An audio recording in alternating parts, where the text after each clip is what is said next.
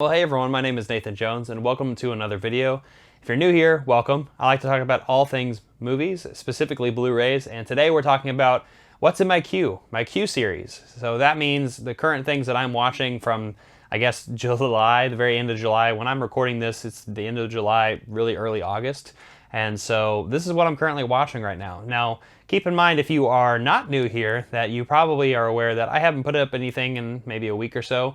The last thing I put up was my Criterion haul that I got from the Barnes & Noble sale that has just recently is about to end. But yeah, I cannot wait to jump into those. I actually have jumped into a few. In fact, that's what I want to talk about today is those films. And I also want to talk about a few things that I've also been watching. I've been watching a little bit more of documentaries and also some TV shows, mainly because I have not had as much time as I would like because of my work schedule. It's been just so hectic. This week alone was 60 hours. And so, I mean, I'm surprised I even have time to make this right now for you. And so, yeah, I really want to talk about those. And then other news is there is this awesome new series that I have just shot the first episode of with a good friend of mine. That will be up early next week that I cannot wait to showcase and show all of you what we have in the works. So this thing is called the Film Journey series, and so what I want to do with this one is I want to take a break of talking myself. Yeah, I'll respond because it's gonna be like kind of an interview style of video where I'm going to be showcasing the people in the YouTube community that mean a lot to me. And some of my friends who are local with me as well, I can maybe interview them as well. But it'll be over like Skype conversations, maybe Zoom, and I'll be recording them, and then I'll be putting them on YouTube right here. So the quality might not be the best because it's Skype, you know, it's on a webcam, so it's not on this camera itself. However, the quality is what matters, specifically with the content of what we're talking about.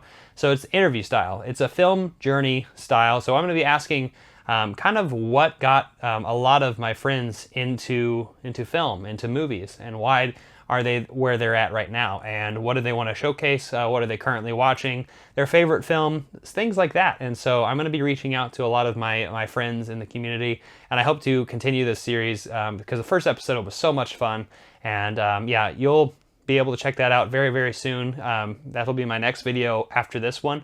But today we're talking about the Q series, and so we're going to talk about the things that I've currently watched or I'm watching at this current moment. So let's just dive right into that. So let's just jump into it. All right, so the first thing I want to showcase and talk about is this bad boy that I picked up a few weeks ago. Finally, I think maybe a few weeks ago when I talked about this, when I showcased this, and I was like, I'm really excited to finally dive into this.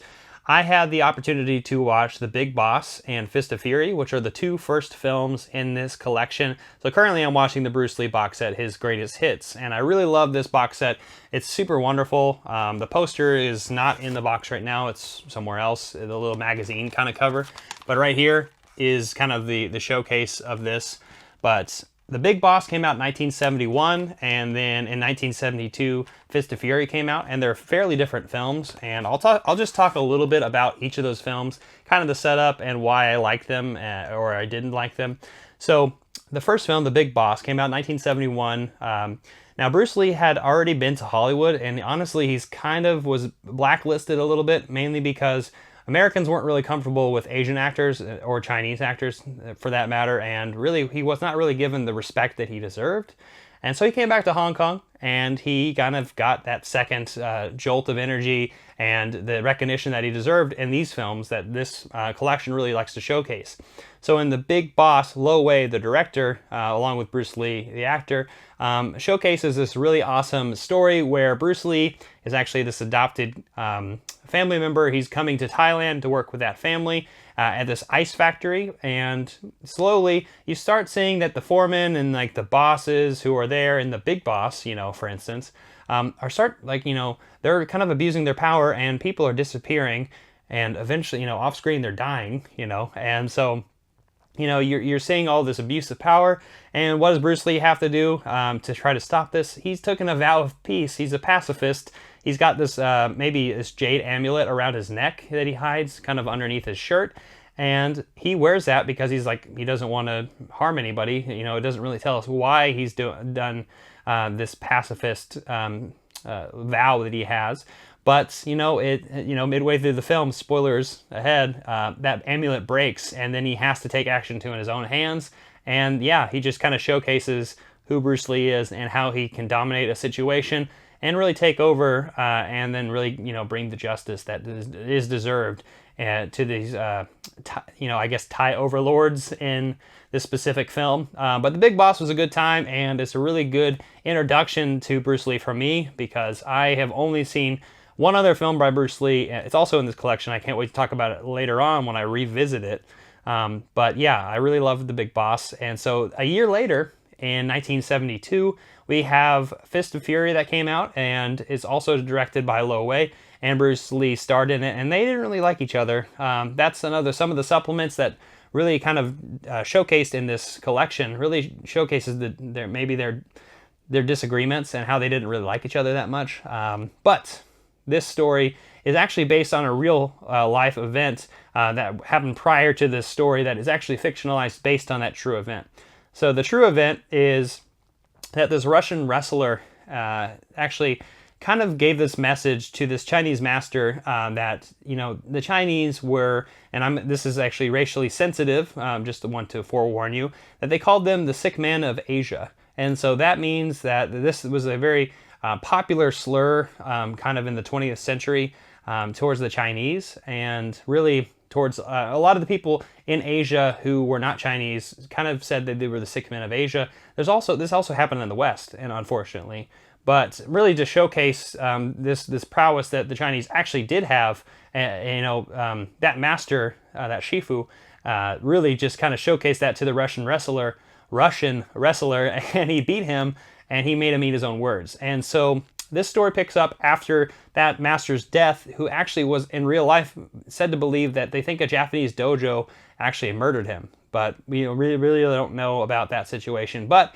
in this story, Bruce Lee plays one of his students, one of the worst students, as he likes to say, and he kind of confronts that Japanese dojo, and in a very classic kind of revenge way, really just takes over in this film. And the reason I love this movie so much is because it showcases a little bit further on just the action side of Bruce Lee, but also the acting side of Bruce Lee, because he did a lot of Jerry Lewis impersonations throughout the film. He was kind of waiting and like sneaking around the Japanese dojo, kind of playing different characters, trying to like learn of different things that they're going on. And yeah, it's really great. And I guess Bruce Lee really loved Jerry Lewis films, which was really cool to find out. And I actually haven't seen very many Jerry Lewis films myself, so I'll be looking forward to exploring more of that. But I really loved this film because it really did further cement really the great kung fu that Bruce Lee actually could, throw his own specific style, which is a very, very lightning fast and quick,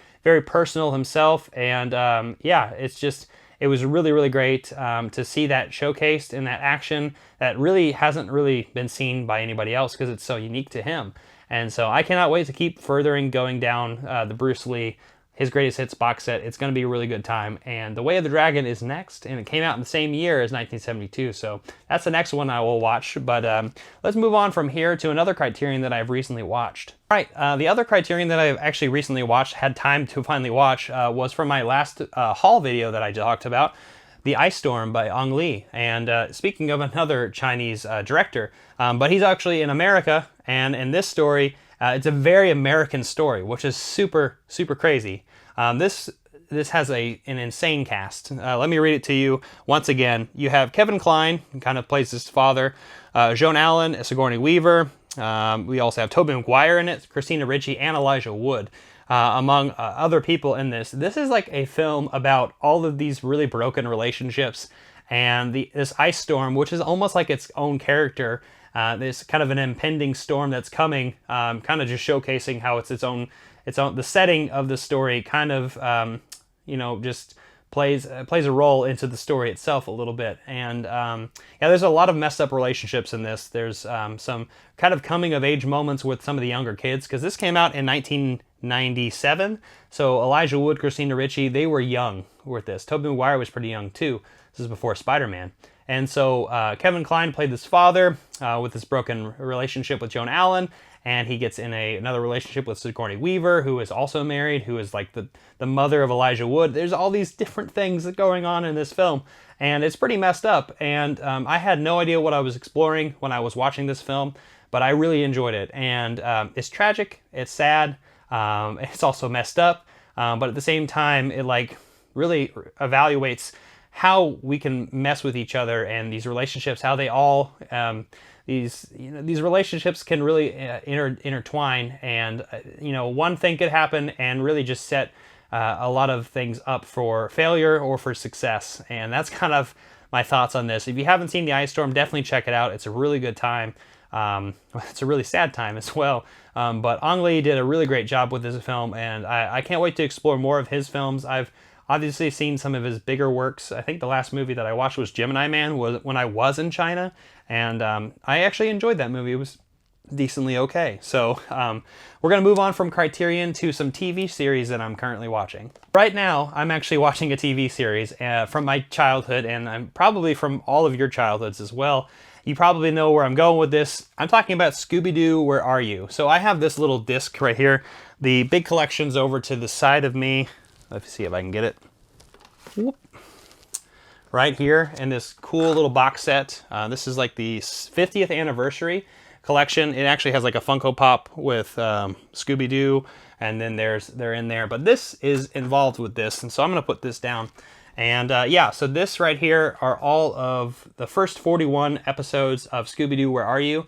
All the way from What a Night for a Night to The Warlock of Wimbledon. And so I've actually watched the first disc, which actually has my favorite episodes on this one. See if you remember some of these ones. A Hassle in the Castle, really love that one. Involves some magic to an extent. I really love Foul Play in Funland, Bedlam at the Big Top, and then finally my favorite episode, A Gaggle of Galloping Ghouls. Ghosts. That's involves the Frankenstein's monster, the Wolfman, and Dracula. And I love that film, or that episode. I love that TV episode. But yeah, if you haven't seen Scooby-Doo Where Are You, or like reminisced about your past with Scooby-Doo, it's so fun to watch these films, and this was certainly worth it. It's just really reliving all of those memories I have when I was younger, and I'm having a really good time with it. They're really short episodes. Like I said, I've been very busy, and so like honestly, before I go to bed, I like watch an episode, and then I'm like, okay, I feel much better. And so yeah, I'm currently watching this, and I'm having a really good time with it. So we're gonna move on from Scooby-Doo, the TV series, to a documentary series where each of these films are about an hour long, and I've actually talked a little bit about it in the past, but I haven't really dived in too much with it yet. I've only seen like the first maybe 6 of these, and I'm talking about ESPN's 30 for 30 documentary series. So this is actually the first collection right here, films 1 through 30. And so I'll just tell you right now, there are a lot of films in this with all different types of sports, and a lot of you are like, Nathan, why are you talking about sports? I've really been into basketball lately, and I'm actually excited to watch the hockey playoffs, and I'm also going to watch some MLB if that continues, because there's some cases of some other things going on, so it's probably going to end. But anyway, enough about sports. We're talking about sports documentaries. This is what we're talking about, right? So I'm currently watching these series, taking some time to watch one of these every once in a while, and I'm having a really good time with it. So far I've seen King's Ransom, which is about the Wayne Gretzky trade from the Oilers all the way to Los Angeles. Actually, the Kings, I think, Sacramento. I don't know. I don't know much about hockey, so don't put me to it. But I know Wayne Gretzky, and I know that he is a really big powerhouse in hockey. And that really was a story, because you're taking this hometown hero in Edmonton and you're putting him into the United States, and really upsetting a lot of people. And yeah, all for money. So really great story. That was a really good first documentary. I've also seen the Band That Wouldn't Die. So this is where the Colts, who are now in Indianapolis, were originally in East Coast Philadelphia, I want to say. It's been a little bit since I've seen this one. But I really enjoyed hearing this story, because it was really tragic. It was kind of like an overnight thing. People in Philadelphia, or wherever the team was, really heard the news kind of last minute, and like heard the rumors, and then really slyly, not really sly because everyone saw it, all these trucks came in and like pretty much took all of their all of their gear, all the way to Indianapolis, or like, got rid of it, so they're going to change their name to the Indianapolis Colts. And so, like, what the heck? But the cool story about this one is the band was getting their clothes dry cleaned, and more or less the story is that they were, by the dry cleaner, was like, we can't give you back your jerseys, we can't give you back your equipment, but if you want to take a ride with the equipment to check them out real quick, we'll let you do that. And like, it's like a wink wink kind of a thing. It's like, hey, take them away and keep them for yourselves, kind of a thing. And so, yeah, it's a really interesting story, and like very, very unique that the band still has such a big role with the city of Philadelphia, if I'm correct. I hope I'm correct. All right, so next, Small Potatoes, Who Killed the USFL? That's Donald Trump. I'll just give you that. That's what this story is about. This is before he became president. He was in the USFL in the 80s, and that was a really short-lived league. I know not much about football, but it was a good story, so I enjoyed it. Then I watched Muhammad and Larry. This is near the end of Muhammad Ali's career, and he definitely was, maybe he had some problems with like seeing how great he was. Maybe dementia was coming in. Maybe all those fights that he was having, it was really setting a toll on him. And he's like, yeah, I can still fight. And it was kind of just a documentary showcasing his preparation for it, the fight, and how he lost, and how pretty much it was like a beating, and he didn't actually get all of the things that the accolades that he was once known for. And so it was a little bit sad and a little bit tragic in my eyes. And then I watched Without Bias, which is a really great basketball documentary about somebody who would have done really great things in the NBA, Len Bias, who died tragically.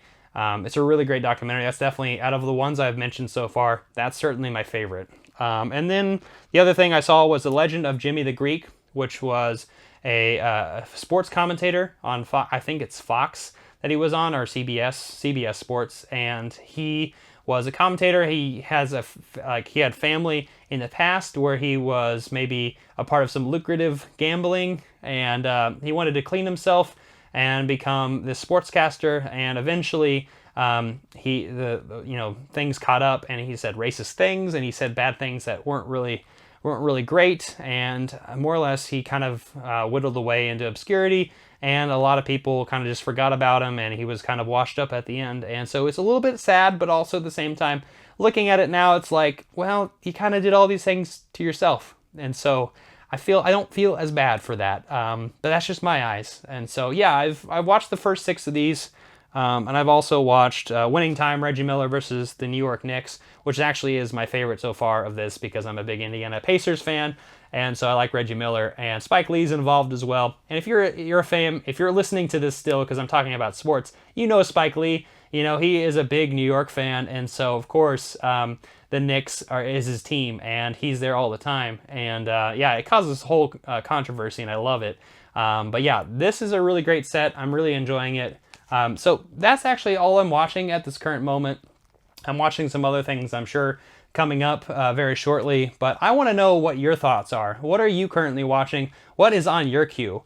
I want to hear those down in the comment section down below. I'm really excited to hear what you're watching and what you're picking out right now. I know there's been a lot of sales, and so there's going to be a sale video where I talk about some Kinos and some Warner Archives and some Arrow coming up once I get everything, and acquisitions of all those stuff. I'll share that a little bit later. But remember, my next video is going to be my first film journey series video, and I cannot wait for you to watch that and showcase my friends on the community. I'm just super happy to be here. I love all of you so much. Give this video a like, comment down below, share those thoughts, hit that notification bell, subscribe, and I'll see you next time. I'm not jonesing around.